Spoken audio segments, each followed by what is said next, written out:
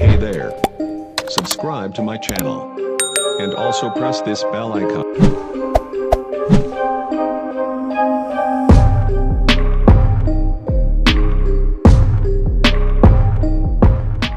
Pabrik Gula Jatiwangi atau Swiker Fabrik Jatiwangi berada di wilayah Jatiwangi sekarang, dan pada saat ini menyisakan sisa-sisa pabrik dan cerobong asap.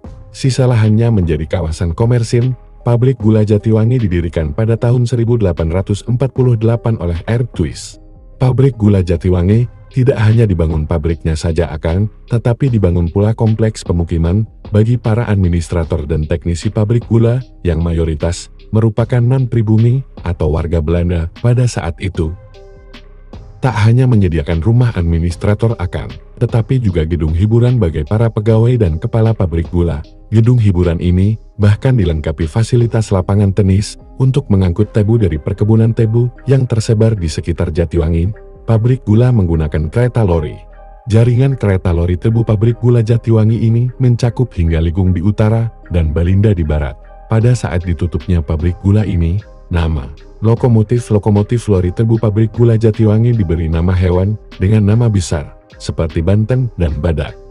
Pabrik gula Jatiwangi ditutup pada awal tahun 2000-an. Lahan pabrik ini sempat terlantar dan menjadi kawasan yang dianggap angker, hingga sebagian lahannya diratakan untuk pembangunan kawasan komersil, sedangkan sebagian lahan pabrik masih tetap digunakan sebagai pabrik kanvas rem. Pabrik Gula Kadipaten atau Swiker Fabrik Kadipaten didirikan pada tahun 1876 dan kemudian diperbesar pada tahun 1911.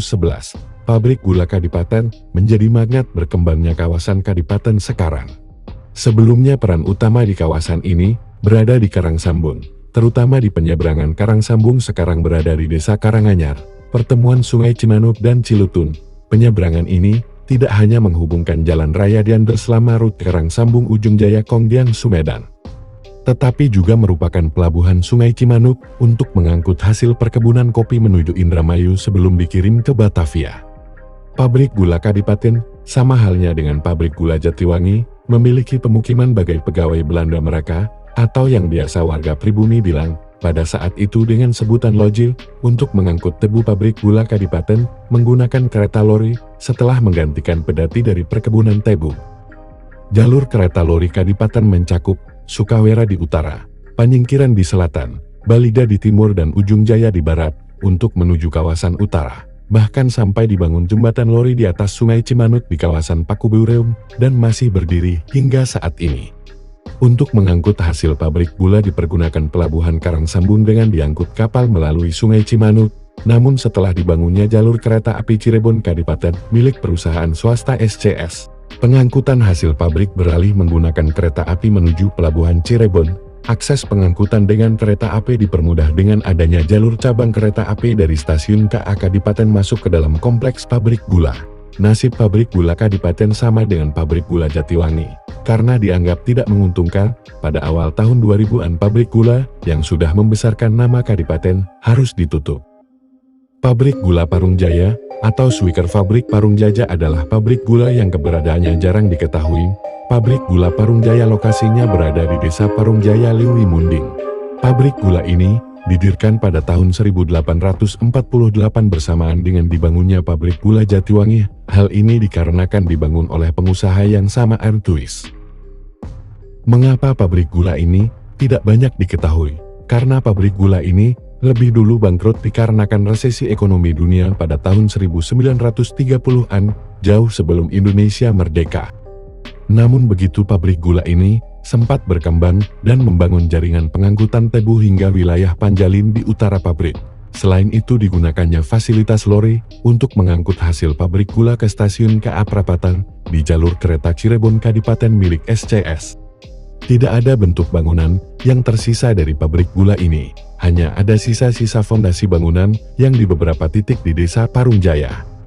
Pabrik gula di kawasan Majalengka sebenarnya tidak hanya 3. Pada saat distrik Palimanan masih masuk wilayah Majalengka didirikan pula pabrik gula Gempol oleh J.W. Muller. Namun kemudian hari distrik Palimanan dimasukkan ke dalam Kabupaten Cirebon. Pabrik gula yang dibangun lagi di wilayah Majalengka adalah pabrik gula Jati 7, akan tetapi pabrik gula Jati 7 bukanlah peninggalan kolonial karena dibuat pada tahun 1980-an pada era pemerintahan Presiden Soeharto. Pabrik gula era kolonial di beberapa wilayah Majalengka pada eranya menjadi sebuah cerita tersendiri. Mungkin ada baraya yang merasakan pesta atau upacara memulai musim penggilingan tebu. Kenakalan dengan mencuri tebu di kebun atau di kereta lori, atau sekedar menikmati kereta lori yang melintas di kawasan pemukiman sambil sesekali menaiki kereta tebu tersebut yang memang berjalan cukup lambat. Banyak yang menyangka jalur kereta lori tebu pabrik gula Kadipaten dan Jatiwangi bersambungan, akan tetapi sebenarnya tidak. Hal ini dikarenakan ukuran rel dan roda kereta tebu yang berbeda.